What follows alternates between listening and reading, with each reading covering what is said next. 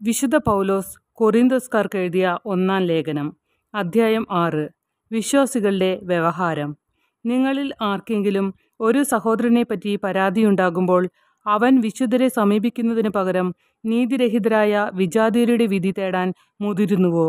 വിശുദ്ധർ ലോകത്തെ വിധിക്കുമെന്ന് നിങ്ങൾക്ക് അറിവില്ലേ? നിങ്ങൾ ലോകത്തെ വിധിക്കേണ്ടവരായിരിക്കെ നിസ്സാര കാര്യങ്ങളെക്കുറിച്ച് വിധി കൽപ്പിക്കാൻ അയോഗ്യരാകുന്നത് എങ്ങനെ?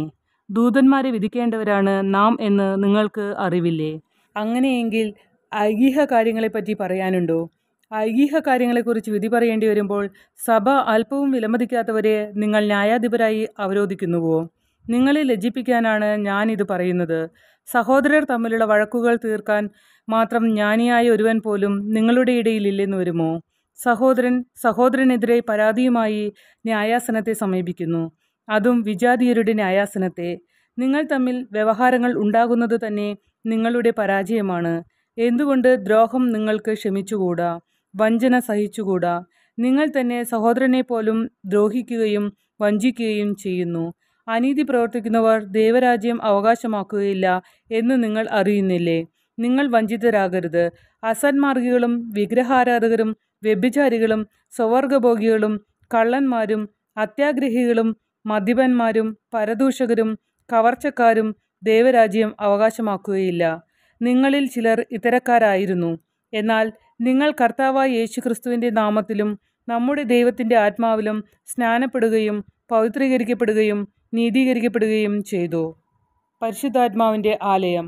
എല്ലാം എനിക്ക് നിയമാനുസൃതമാണ്, എന്നാൽ എല്ലാം പ്രയോജനകരമല്ല.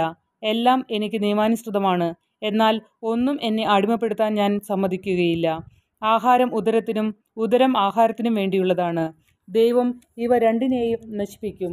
ശരീരം ദുർവൃത്തിക്കു വേണ്ടിയുള്ളതല്ല, പ്രത്യുത ശരീരം കർത്താവിനും കർത്താവ് ശരീരത്തിനും വേണ്ടിയുള്ളതാണ്. ദൈവം കർത്താവിനെ ഉയർപ്പിച്ചു, അവിടുത്തെ ശക്തിയാൽ നമ്മെയും അവിടുന്ന് ഉയർപ്പിക്കും. നിങ്ങളുടെ ശരീരങ്ങൾ ക്രിസ്തുവിൻ്റെ അവയവങ്ങളാണെന്ന് നിങ്ങൾക്ക് അറിഞ്ഞുകൂടെ? ക്രിസ്തുവിൻ്റെ അവയവങ്ങൾ എനിക്ക് വേശ്യയുടെ അവയവങ്ങളാക്കാമെന്നോ? ഒരിക്കലുമില്ല. വേശ്യയുമായി വേഴ്ച നടത്തുന്നവൻ അവളോട് ഏക ശരീരമായി തീരുന്നുവെന്ന് നിങ്ങൾക്ക് അറിവുള്ളതല്ലേ? എഴുതപ്പെട്ടിരിക്കുന്ന പോലെ അവർ ഇരുവരും ഒരു ശരീരമായി തീരും. കർത്താവുമായി സംയോജിക്കുന്നവൻ അവിടുത്തോട് ഏകാത്മാവായി തീരുന്നു. വ്യഭിചാരത്തിൽ നിന്ന് ഓടി അകലുവിൻ. മനുഷ്യൻ ചെയ്യുന്ന മറ്റു പാപങ്ങളെല്ലാം ശരീരത്തിന് വെളിയിലാണ്. വ്യഭിചാരം ചെയ്യുന്നവനാകട്ടെ സ്വന്തം ശരീരത്തിനെതിരായി പാപം ചെയ്യുന്നു.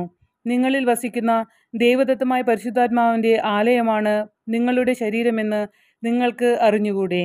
നിങ്ങൾ നിങ്ങളുടെ സ്വന്തമല്ല, നിങ്ങൾ വിലയ്ക്ക് വാങ്ങപ്പെട്ടവരാണ്. ആകയാൽ നിങ്ങളുടെ ശരീരത്തിൽ ദൈവത്തെ മഹത്വപ്പെടുത്തുവിൻ.